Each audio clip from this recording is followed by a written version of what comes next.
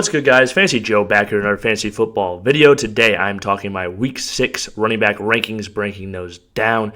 If you guys are new to the channel, make sure you hit that subscribe button. I post a ton of fantasy content on the channel throughout the season. Waiver wire videos, rankings, weekly rankings, buy low, sell highs that come out every week. All kinds of content that you need to win your fantasy football championship, to put you over the edge. No one else in your league is getting this information. Be the first one to it. All right, let's break down Week 6 running back rankings. Also, if you guys are new, hit that like button if you have any questions or comments, start sits, anything like that. I respond in the comment section down below, and it really helps out that algorithm, so I do appreciate it. But let's talk running back rankings. Christian McCaffrey plays Cleveland this week, and I do not care. He's still the running back one. You're playing him. We saw what he did against Dallas. Who cares? Moving on to Tony Pollard. He plays the Chargers. This is a prime matchup for Pollard. I think he is going to bounce back in this one. I know it's been rough the last 2 weeks, but I still have faith in Tony Pollard. Just been weird with Dallas, but hold on, there are better days ahead. 3, Bijan Robinson. He plays Washington. He's been fantastic this year. 4, the return of Austin Ekeler, Dallas. I think Ekeler would probably be 2 on this list if I didn't think Pollard had a really good matchup and Ekeler wasn't playing Dallas. But Ekeler is one of those backs where you really can't game script him out of a game because they're losing by a bunch. He catches a bunch of passes.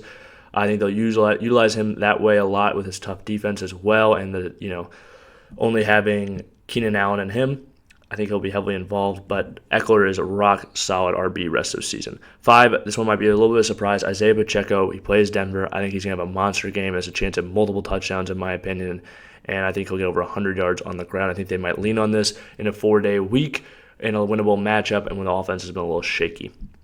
Number 6, Travis Etienne. He plays Indy. He was phenomenal last week. You're still plugging him in just about every week. I view him as a top 5 back rest of the season. Just some other guys above him with some great matchups. 7, Kyron Williams. He plays Arizona. Good matchup for him, and he has been good this year. He's gotten a ton of volume. A lot of his productions come through touchdowns, but he's still that guy, and he's still on the field all the time, so there's no reason to really think that those are going to stop. They just might not be at the same rate that they have been. 8, Kenneth Walker. He plays Cincinnati. That's a solid matchup for him, and he's a super explosive runner that can make his day on one run. You're playing Kenneth Walker, another guy. A lot of his productions come from touchdowns, but touchdowns are good for fantasy, so you're going to keep doing it, even though it might not be, week to week the stickiest thing. 9, Raheem Mostert. He plays Carolina. Mostert looks great rest of the season, or at least till Etienne comes back. But Mostert should be really good, especially in this matchup. 10, Josh Jacobs against New England. This one, I honestly view Jacobs to like DeAndre Swift or David Montgomery maybe even as pretty similar of a tier to me. I don't really see a bunch of a difference between these guys because like him and Alvin Kamara was really tough for me. I don't think Houston's as easy in a matchup as people think it is anymore this year. Still think it's a plus matchup though. Jacobs plays New England. They haven't been great so far, and he's just receiving an absurd amount of volume, getting a lot of passes. So is Alvin Kamara. Saquon's going to return. The Buffalo defense is banged up, so that opens up some hope for Saquon, I think, in this matchup. And obviously you would play him either way, but Buffalo has looked great on defense up until this last week when they had to travel to London and they sustained a lot of injuries. 13, DeAndre Swift. He plays the Jets. Good defense, but Swift's been awesome in that offensive line, and Philly can open up those running lanes against anybody. David Montgomery's been phenomenal recently. He plays Tampa Bay. They like to stop the run, but another awesome offensive line in Detroit. You're playing him. 15, James Cook. I know it hasn't been what you won the last few weeks, but he plays the Giants. I think he is going to be fine. Derrick Henry plays Baltimore. This one's a little bit lower down. I just feel like Tennessee's going to get beat in this one. I do think, I don't know. And it was troubling that the game last week was close and the touches were 16 to Henry, 12 to Spears. I'm just a little bit scared, honestly. And I do think you're playing him. He could have that explosive game. He could have that explosive run. They could win this football game easily, but I just, I don't want to, I was shocked that Derrick Henry was at 16 on this list when I was making it. 17, Joe Mixon. He plays Seattle. Mixon has received a really good utilization rate this year. He's playing at close to 80% of snaps. You can definitely play him against Seattle. I think that matchup is much better on the ground than the Giants made it look like. 18, Alexander Madison. They play Chicago. Good matchup for him. He's been very involved with the injury to Jefferson. Maybe they don't pass at such a high rate. They're number 1 in the league in passing percentage right now. 19, Ramondre Stevenson. I know you've been holding on to him for a while. It's been rough. He plays Vegas this week. He's going to get it going. Ramondre Stevenson is definitely a buy low. 20, Breece Hall. He plays Philly. Breece looked awesome the other day, and he's another guy that he got a mean front seven, especially compared to that offensive line. But I think he might have been a little bit higher normally. I like Brees a lot the rest of the season, but in this matchup, he's just a little bit lower. 21, Dameon Pierce, plays New Orleans. He struggled a little bit, but he's still getting a lot of volume. That offense just looks solid, so you're playing him. 22, Jonathan Taylor. I think he'd be higher, but I do think he probably splits with Zach Moss in this matchup.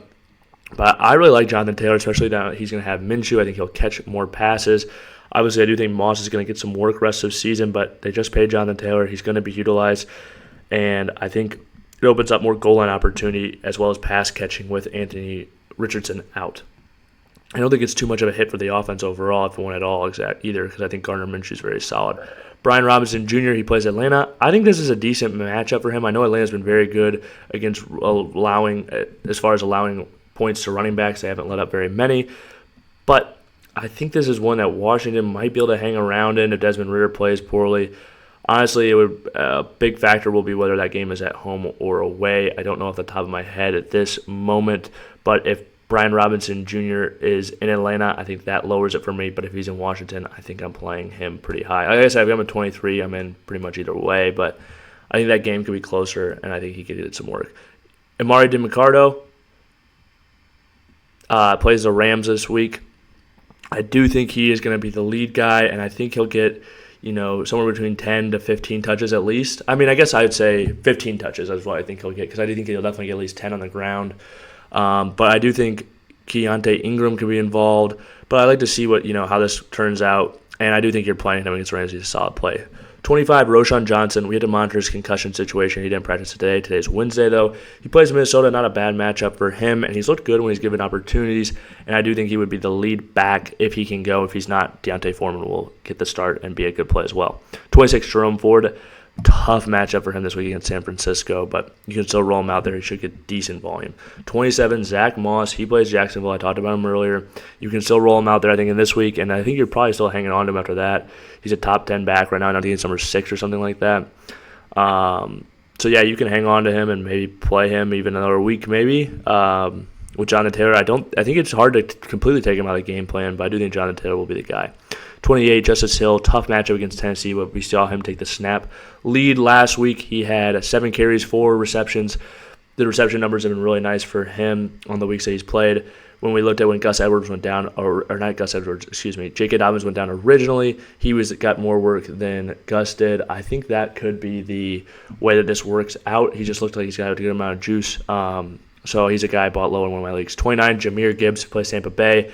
Monitor to see if he can play. They said they probably won't know till Friday. I probably lean towards no, to be honest, with their record. Hamstring injury popping up on a Thursday, Friday last week. But we'll see. I don't know how severe it is. Rachaad White, he plays Detroit. He's a volume play, but not super inspiring. All right, if you guys have made it to this point in the video, please hit that like button. Hit that subscribe button. Stick around, win more fantasy football games. Hit the subscribe button. It's that simple. And if you have any questions or sits, defense, tight ends, quarterbacks, whatever it is, any start sits, any fantasy questions, trade advice, leave them in the comment section down below. I'll respond as always. This has been Fantasy Joe. Thank you guys for watching.